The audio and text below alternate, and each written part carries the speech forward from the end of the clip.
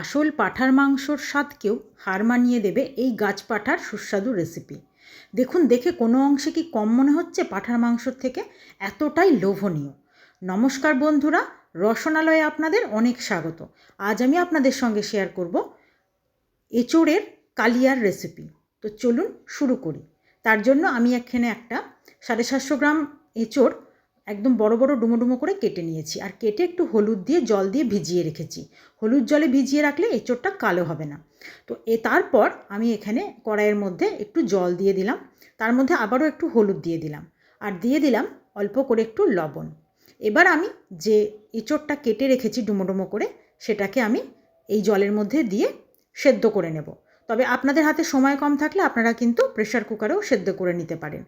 এঁচোড়টা কিন্তু আমি খুব বেশি সেদ্ধ করব না, মানে একদম গলা গলাভাবে সেদ্ধ করব না, সেই জন্য আমি কড়াইয়ে করছি। তো এবার ভালো করে এঁচোড়টা বেশ অনেকক্ষণ হয়েছে। এবার আমি একটু নেড়ে দেখব যে এঁচোড়টা কতটা সেদ্ধ হয়েছে।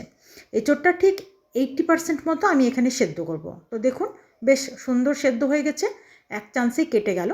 তো এবার এঁচোড়টা জল ঝরিয়ে রেখেছি, আর মিক্সির জারে একটা মশলা রেডি করব। এঁচোড়ে কিন্তু একটু বেশি মশলা দিলে টেস্ট ভালো হবে। এখানে অনেকটা পরিমাণে আদা, দুটো বড় বড় টমেটো, বেশ কিছুটা রসুন, আর অনেকটা পরিমাণে কাঁচা লঙ্কা। মানে এঁচোড়ের এই কালিয়ায় কিন্তু একটু ঝালটা বেশি হলে খেতে ভালোই লাগবে। এবার সব কিছু দিয়ে আমি এর মধ্যে সামান্য একটু জল দেব, দিয়ে একটা পেস্ট করে নেব। যেভাবে আমরা খাসির মাংসতে একটু বেশ মশলা টশলা দিয়ে বেশি করে কষা কষা করে রান্না করি, ঠিক সেইভাবে যদি আপনি এইটা রান্না করতে পারেন, এটা কিন্তু সত্যি খাসির মাংসর স্বাদকেও হার মানাবে। এবার আমার এই মশলাটা রেডি হয়ে গেছে, আর একটা পাত্রের মধ্যে আমি 1 চামচ জিরে গুঁড়ো, 1 চামচ ধনে গুঁড়ো, আর 1 চামচ কাশ্মীরি লঙ্কা গুঁড়ো দিয়ে জল দিয়ে গুলে একটু পেস্ট করে নেব। এইটাকে একটু গুলে এইভাবে সাইডে রাখলে, গুঁড়ো মশলা সবসময় যদি একটু এইভাবে গুলে নেওয়া যায়, হাতে সময় যদি অবশ্যই থাকে, তাহলে কিন্তু এটা টেস্ট ভালো হয়। আর এদিকে আলু কেটে নিয়েছি ডুমো ডুমো করে। তবে আলুটা অবশ্যই কিন্তু অপশনাল, আপনারা ইচ্ছা করলে দিতেও পারেন, না দিতেও পারেন, শুধু এঁচোড়টাও করতে পারেন। তবে যারা একটু আলু খেতে ভালোবাসে, মানে খাসির মাংসতেও একটু আলু খেতে ভালোবাসে, তারা কিন্তু আলুটা দিতে পছন্দই করবে। এবার ওই তেলের মধ্যে আলুটা দিয়ে সামান্য একটু হলুদ দিয়ে আর একটু লবণ দিয়ে আলুটাকে ভেজে নেব। হলুদ দিয়ে আলুটা ভাজলে আলুটার রঙটা সুন্দর হবে, আর লবণটা দিয়ে দিলে আলুর মধ্যে প্রথমেই লবণের স্বাদটা ভালোভাবে চলে যাবে এই আলু ভাজার সময়। এবার আলুটা বেশ সুন্দর করে একটু ভেজে নেব, ভেজে তুলে নেব। তারপর ওই তেলের মধ্যে আমি কিন্তু এঁচোড়টাকেও বেশ সুন্দর করে ভেজে নেব। আপনি কিন্তু এই রান্নার এই প্রসেসটা কোনোভাবেই স্কিপ করবেন না। এঁচোড়টা ভাজবেন, এতে কিন্তু এঁচোড়ের টেস্ট অনেকটাই বেশি হয়। তো এঁচোড়টা আমি জল ঝরিয়ে নিয়েছিলাম, এবার খুব ভালো করে ওই তেলের মধ্যে এঁচোড়টাকে ভেজে নেব। এঁচোড় বেশ সুন্দর, দেখুন কত সুন্দর রঙ, আর ভাজলে কিন্তু বেশ অনেকটাই এঁচোড় থেকে জলটা যেহেতু শুকিয়ে যাবে, তো অনেকটাই কমে আসবে। বেশ সুন্দর করে লাল লাল করে এঁচোড়টা ভেজে নিয়েছি, এবার তুলে নেব। ওই তেলের মধ্যে আমি এবার বাকি রান্নাটা করব। তো তার জন্য এবার আমি ফোড়ন দেব। ফোড়নের জন্য আমি এখানে নিয়েছি একটা তেজপাতা, দুটো শুকনো লঙ্কা, একটু গোটা জিরে, আর গোটা গরম মশলা। গরম মশলার মধ্যে 2 টুকরো দারচিনি, কয়েকটা লবঙ্গ, আর দুটো ছোটো এলাচ মুখটা ফাটিয়ে নিয়েছি। এবার এইগুলো আমি তেলের মধ্যে দিয়ে একটু ভালো করে ভেজে নেব। আর এখানে বেশ অনেকটা পরিমাণে কুচনো পেঁয়াজ আছে। পেঁয়াজটা আমি এখানে প্রায় 4টে থেকে 5টা পেঁয়াজ দিয়েছি, বেশ কুচি করে নিয়েছি। আর এর মধ্যে তেলের মধ্যে দিয়ে এবার আমি এটাকে বেশ সুন্দর করে আস্তে আস্তে ভাজবো। পেঁয়াজের পরিমাণটাও কিন্তু আমি এখানে বেশ একটু বেশিই নিয়েছি। ওই যে আগেই বললাম, রান্নাটা একদম খাসির মাংসর মতন করে করব। পেঁয়াজটা বেশ সুন্দর একটু লাল লাল হয়ে ভাজা হয়েছে, তখন এর মধ্যে দিয়ে দিলাম একটু পরিমাণ মতো চিনি। চিনিটা এই সময় দিলে রান্নার রঙটা কিন্তু খুব সুন্দর হবে। এবার পেঁয়াজটা দিয়ে চিনিটা আরও একটু ভেজে নিয়ে যে বেটে রাখা মশলাটা ছিল, মানে টমেটো, আদা, কাঁচা লঙ্কা, রসুনের পেস্টটা ঢেলে দিলাম। তারপরে দিয়ে দেবো মানে স্বাদ অনুযায়ী লবণ। তারপর দেবো একটু হলুদ। এবার মশলাটাকে ভালো করে কষবো। টমেটোর কাঁচা গন্ধ যাওয়া পর্যন্ত এটাকে একটু ভালোভাবে কষে নেব। এর মধ্যে রসুনও দেওয়া আছে, সেটাও সুন্দর করে কষিয়ে নিতে হবে, যেন গন্ধ একদমই থাকে না। এরপর এটাকে ভালোভাবে কষিয়ে নেওয়া হয়ে গেলে তারপর যে মশলাটা গুলে রেখেছি, গুঁড়ো মশলাটা, সেইটা আমি এর মধ্যে ঢেলে দেব। ওটা দেওয়ার পর ওই বাটিটা ধুয়ে আরও একটু জল আমি এর মধ্যে দিয়ে দেব। জলটা দিয়ে মশলাটা কষলে মশলাটা কিন্তু খুব ভালো কষা হবে, আর মশলা থেকে খুব তাড়াতাড়ি তেলটাও রিলিজ করবে।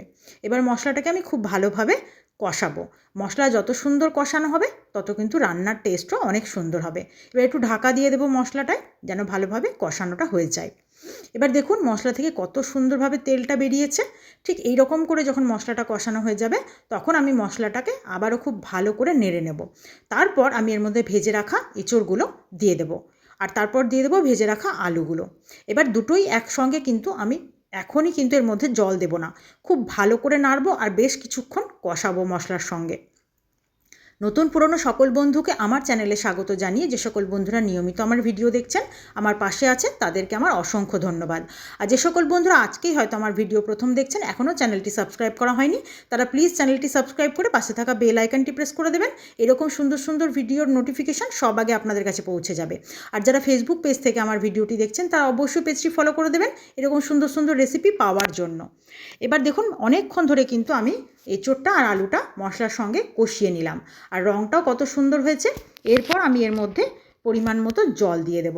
জল দিয়ে বেশ কিছুক্ষণ ফুটিয়ে নিলেই কিন্তু আমার এঁচোড়টা রেডি হয়ে যাবে। তো জলটা দিয়ে আমি একটু ঢাকা দেব, আর জলটা খুব বেশি দেবেন না, মানে এটা তো আর ঝোল ঝোল খেতে ভালো লাগবে না, এটা কিন্তু যেহেতু এঁচোড়ের কালিয়া তো একটু গা মাখা মাখা খেতে বেশি ভালো লাগবে। তো এবার আমি খুব ভালোভাবে এই মশলাগুলোকে আর এঁচোড় আলুকে খুব সুন্দর করে একসঙ্গে মিশিয়ে নেব। মিশিয়ে নিয়ে জলটা একদম সুন্দরভাবে সব কিছু মেশানো হয়ে গেলে আমি এটাকে ঢাকা দিয়ে বেশ একটু সুন্দরভাবে ফুটিয়ে নেব, যতক্ষণ না সব কিছু সুন্দরভাবে সেদ্ধ হয়ে যাচ্ছে। এবার দেখুন ঢাকাটা খুলে দেখে বোঝাই যাচ্ছে কিন্তু বেশ সব কিছু সেদ্ধ হয়ে এসছে আর ঝোলটাও বেশ কমে এসছে।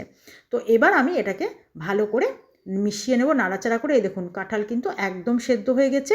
এরপর আলু তো অবশ্যই সেদ্ধ হয়ে যাবে, এটা নিয়ে কোনো দ্বিমত নেই।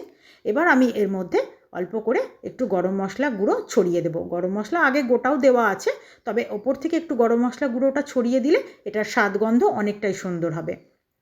এবার একটু ঢাকা দিয়ে রেস্টে রেখে আমি এঁচোড়ের কালিয়া কিন্তু নামিয়ে নেব। আর এঁচোড়ের কালিয়া কিন্তু একদম রেডি, দেখেই বুঝতে পারছেন কতটা লোভনীয় ও সুস্বাদু হয়েছে। তো আপনারা অবশ্যই এইভাবে বাড়িতে একবার এঁচোড়ের কালিয়ার রেসিপিটা ট্রাই করুন, আশা করি আপনাদের বেশ ভালো লাগবে। আর এই সময়টাই কিন্তু এঁচোড় খাওয়ার একদম উপযুক্ত সময়। তো আপনাদের যদি রেসিপি ভালো লেগে থাকে, সবসময় যেটা বলে থাকি, লাইক শেয়ার কমেন্ট করতে ভুলবেন না। আবারও নতুন কোনো রেসিপি নিয়ে আপনাদের সামনে চলে আসব। আজকের ভিডিও এই পর্যন্তই। আপনাদের সকলকে অনেক ধন্যবাদ।